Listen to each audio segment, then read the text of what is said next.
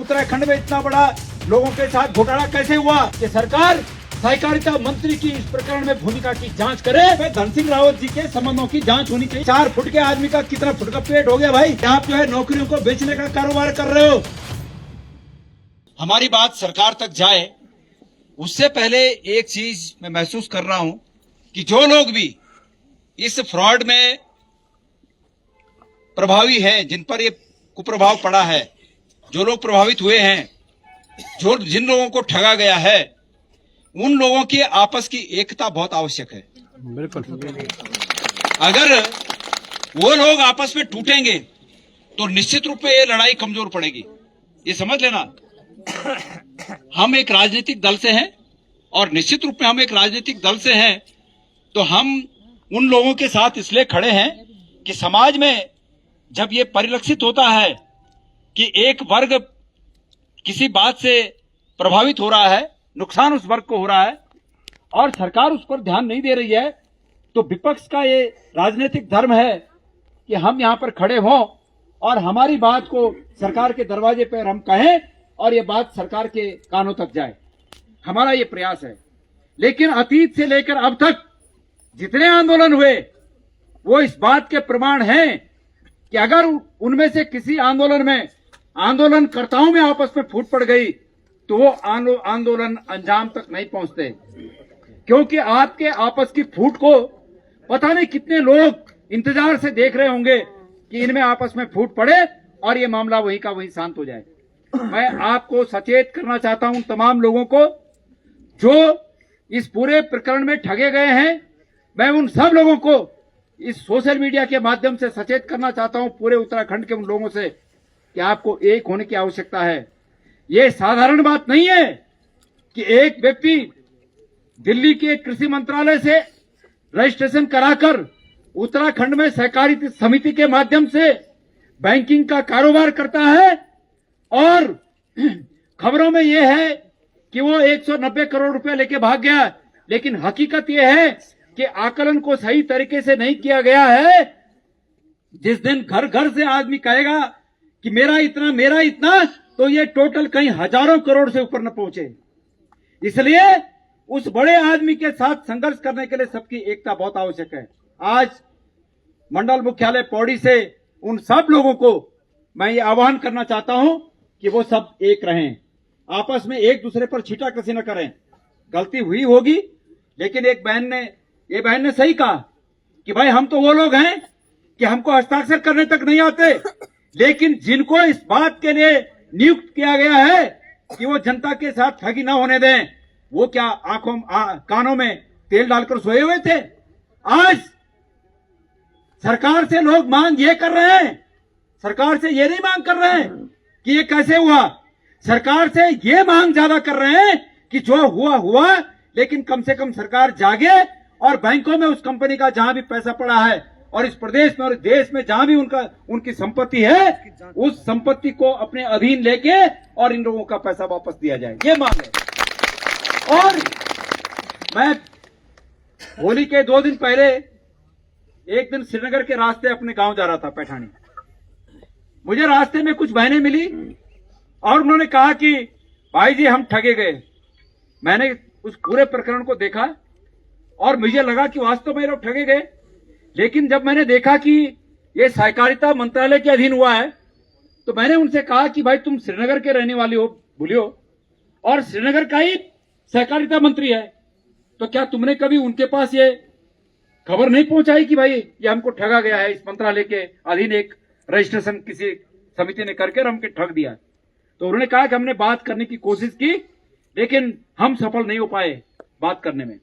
तो मैंने उनसे कहा कि परसों 13 तारीख को वो लोग होली खेलने के लिए श्रीनगर आ रहे हैं और होली खेलने के लिए श्रीनगर आ रहे हैं और मैं मतलब ये कैमरे के सामने बोल रहा हूं। मैंने उनसे कहा कि कोई बदतमीजी मत करना, निवेदन करना जाके, क्योंकि अगर आपने पहले ही जाके बदतमीजी कर दी तो होता है फिर मानव स्वभाव होता है, अगला आदमी भी इरिटेट होगा, बोलेगा भाई मैंने थोड़ी बोला था तुम्हें। लेकिन निवेदन करना जाके कि भाई हम ठगे गए हैं और हमारी रक्षा करना तुम्हारा काम है। ये सरकार इस फर्ज से मुंह नहीं मोड़ सकती कि कि अगर कोई व्यक्ति ठगा गया है तो उस ठगे गए व्यक्ति को न्याय दिलाए, ठग को उसके अपराध के लिए सजा दे, और जो ठगा गया है व्यक्ति उसको उससे वसूली करके उसका पैसा वापस दे। ये उसका कर्तव्य है सरकार का। इसलिए मैंने कहा कि जाना और निवेदन के साथ जाना।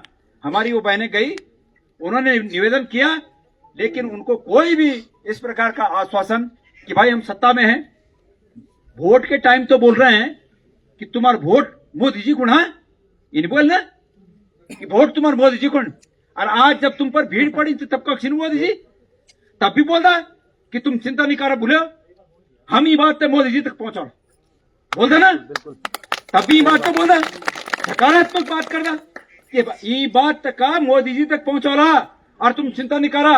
जब तक दिल्ली गदी पर मोदी जी बैठा छे ना, ये बोल रहा कि तब तक तुम तब तक कोई दिक्कत नहीं वाली, हम तुम दगड़ी न्याय करोला।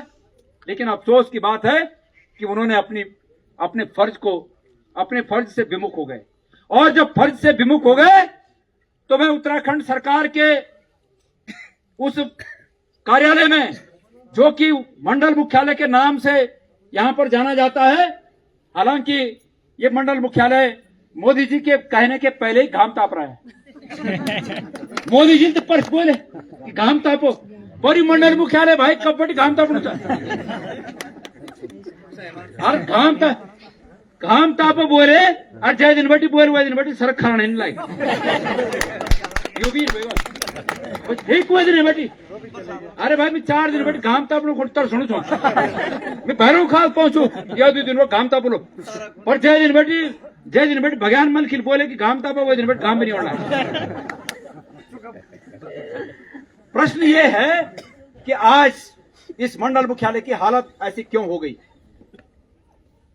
आपको याद होगा कि हमारी सरकार ने, भारतीय जनता पार्टी के सरकार ने, त्रिवेंद्र रावत जी जब मुख्यमंत्री थे, उन्होंने एक आयोग बनाया, पलायन आयोग, और उस पलायन आयोग का कार्यालय कहां खोला, पौड़ी खोला।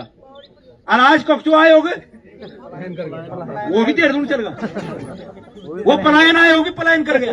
और कितनी हंसी की बात हुई है कि पलायन आयोग स्वयं पलायन कर गया। तो मेरे भाइयों और मेरी बहनों, मैं आज आपका एक ज्ञापन, हमने एक ज्ञापन भी बना रखा है, और इस ज्ञापन के माध्यम से मैं सरकार को ये चेतावनी देना चाहता हूं कि सरकार जागे, सरकार नींद से जागे, सरकार अपने नागरिकों के साथ होने वाले अन्याय के खिलाफ इच्छा शक्ति को मजबूत करे कि हम उन अपराधियों को सजा देंगे और उन लुटेरों से, उस लुटे नागरिकों की रक्षा कि हर जगह पर सरकार जो है दूसरे पर दोष मढ़ने का काम करती है, हर आदमी दूसरे पर दोष मढ़ने का काम करता है। इस प्रदेश की राजनीतिक स्थिति से आप लोग अवगत हैं अच्छी तरह। अरे भाई, सदन में खड़े होकर एक मंत्री एक वर्ग को गाली दे रहा है।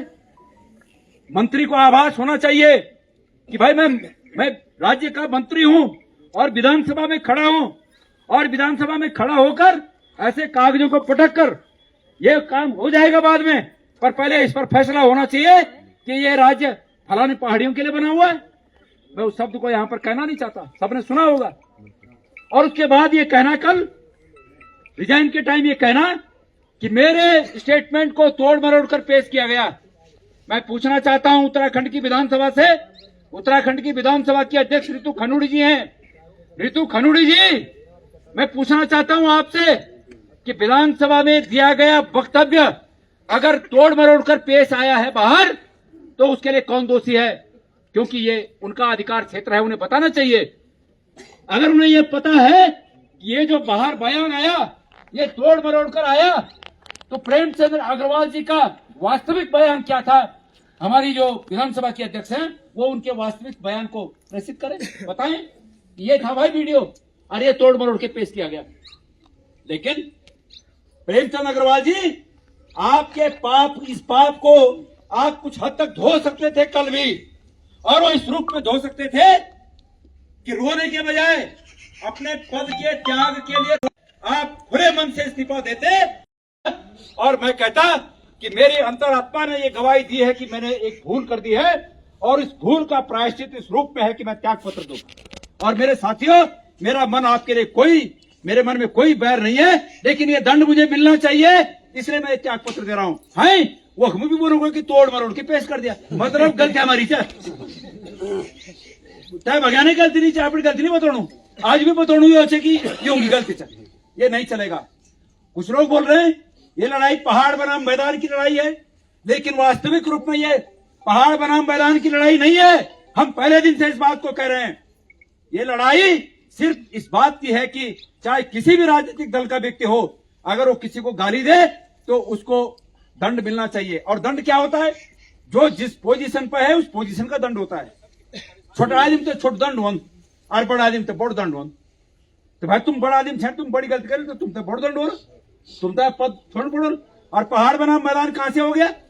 इस गणेश गोदियाल ने तो प्रेमचंद अग्रवाल जी से इस्तीफा मांगा और रितु खनुड़ी जी से ये मांग की है कि जिस प्रकार से उन्होंने रौद्र रूप दिखाकर लखपत बुटोला को डांटने का काम किया और प्रेमचंद अग्रवाल जी को संरक्षण करने का काम किया, उसके लिए उन्हें इस प्रदेश की जनता से माफी मांगनी चाहिए। तो रितु खनुड़ी जी तो भुवनचंद्र खनुड़ी जी की बेटी हैं, यहां कहां पहाड़ और मैदान हो गया? महेंद्र भट्ट जिन्होंने कहा पहले कि खबरदार अगर कोई इसको सोशल मीडिया पे डालेगा तो हम जो है उसकी जांच कर देंगे, उसकी कार्रवाई कर देंगे उसके ऊपर। मैं मुख्यमंत्री से यह अपेक्षा करूंगा कि मुख्यमंत्री उस पर नजर रखें। जिसने धमकाने का काम किया वो महेंद्र भट्ट कोई मैदानी है? हमने मांग की कि उनको जो है माफी मांगनी चाहिए। हमने मांग की कि पुष्कर धामी जी को याचक बने हुए थे, प्रेमचंद अग्रवाल जी के सामने सदन में याचना के रूप में कह रहे थे। तब जाके प्रेमचंद जी ने कहा, जब मुख्यमंत्री ने याचना की, मुख्यमंत्री जी के शब्द ये होने चाहिए थे कि कोई भी मंत्री हो, कोई हो, उत्तराखंड के सम्मान के साथ किसी को खिलवाड़ करने की छूट नहीं दी जाएगी और इन्हें पद से हटाया जाता है। हम ये उम्मीद करते थे धामी जी से, लेकिन जब वो याचक जैसे बने तो हमने कहा कि उन्हें भी माफी मांगनी चाहिए। हमने उनको भी नहीं बख्शा। तो कहां से भाई पहाड़ बनाम मैदान हो गया? कल कुछ लोग बोल रहे थे देहरादून में बंद करेंगे, ऋषिकेश में बंद करोगे। अरे भाइयों, इसका हल देहरादून और ऋषिकेश में बंद करने से नहीं है। इसका हल इस रूप में है कि वो लोग भी जो देहरादून और ऋषिकेश में बंद करने की बात कह रहे हैं, वो लोग भी इस लड़ाई में शामिल हों कि भाई किसी के भी खिलाफ कोई गलत बात कहे तो उसका विरोध होना चाहिए। और कल उनके भी खिलाफ कोई गलत बात करे तो हम उसमें भी आगे आएंगे। ये पहाड़ और मैदान की बात कहां है? तो मेरे प्यारे भाइयों, मैं आज आप सबके माध्यम से हम जिला कांग्रेस कमेटी के लोग ये ज्ञापन, यहां पर कोई है कि घाम इतना बड़ा सब है? एडीएम साहब रखे, एडीएम आ रखे। हाँ। तो कमिश्नर साहब नहीं है यहाँ? हाँ, सब वो भी घाम था बड़ा सर, 1.5 दिन में घाम लगे हो तो घाम था बना वाला। सब साइन करो जितने आ रखे बॉडी में कोई नहीं रहता यार साहब। मैं इस धरने के माध्यम से इस कमिश्नर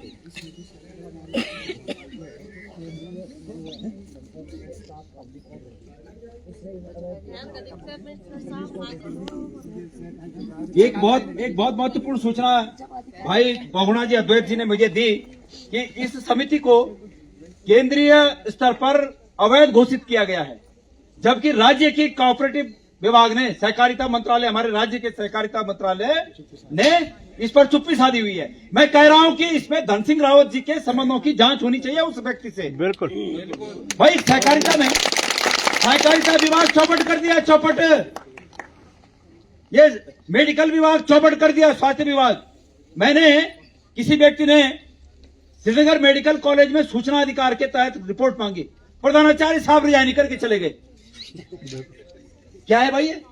प्रधानाचार्य जी ने बोला मैं प्रधानाचार्य नहीं रहता, और उस सूचना में इतनी गंभीर बातें हैं। अगले 15 दिन के अंदर हम उस पर भी कार्रवाई करेंगे। हम अभी उसकी और तह तक जाने की कोशिश में है। तो धन सिंह रावत जी, मैं पूछना चाहता हूं आपसे कि इस सहकारिता के अंतर्गत ये उत्तराखंड में इतना बड़ा लोगों के साथ घोटाला कैसे हुआ? मैंने एक दिन कहा था कि 4 फुट के आदमी का कितना फुट का पेट हो गया भाई, एक दिन कहा था। आज इस मंडल मुख्यालय से दोबारा पूछना चाहता हूं, धन सिंह रावत जी, सहकारिता विभाग का पैसा आपने शेयर मार्केट में लगाया और ऐसी कंपनी पर लगाया जिस कंपनी की कोई साख नहीं थी, वो पूरा का पूरा पैसा डूब गया। वो उस पैसे में निश्चित रूप में ये संदेह उत्पन्न होता है कि मंत्री का हाथ है, आपको उसमें कितना मिला, कितने फुट का पेट हो गया आपका। उसके बाद तमाम लोगों ने, आपके विधायकों ने आरोप लगाए कि आप जो है नौकरियों को बेचने का कारोबार कर रहे हो।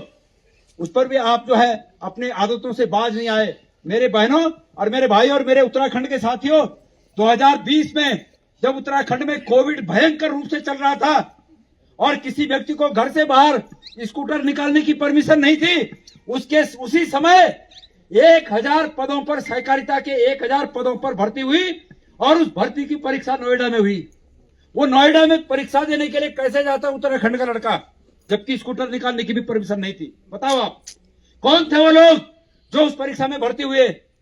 ये इस तरह के मामले हैं जिनका निस्तारण सीबीआई के आधार पर, सीबीआई के स्तर से हो सकता है, हमारे तुम्हारे बस की बात नहीं है। तो इसलिए मैंने कहा कि 4 फुट के व्यक्ति का कितना फुट का पेट है।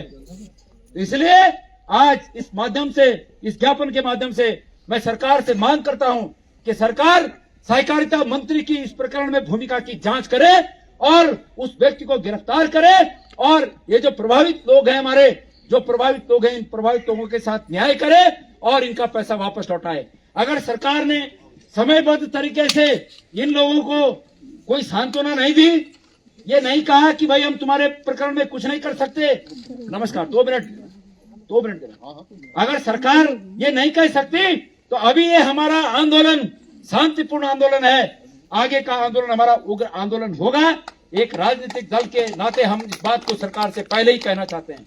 और मेरी बहनों, मैंने आपको एक मंत्र दिया है, उस मंत्र का ये फेसबुक के माध्यम से जितना हो सकता है उसको चलाना, कि उन लोगों में जो इस बात से प्रभावित हुए हैं, जिनके साथ ये ठगी हुई है, उनको मेरा ये निवेदन है कि वो लोग अपनी एकता बनाए रखें। तुम्हारे बीच में फूट डालने के लिए 50 बातें करेंगे, लेकिन आपको कुछ सहना भी है। अगर सहोगे, गढ़ में कहा बच्चे की सह लिया तो ले लिया, और सह लेना तो कम्फर्ट ले ले, तब मुश्किल चल।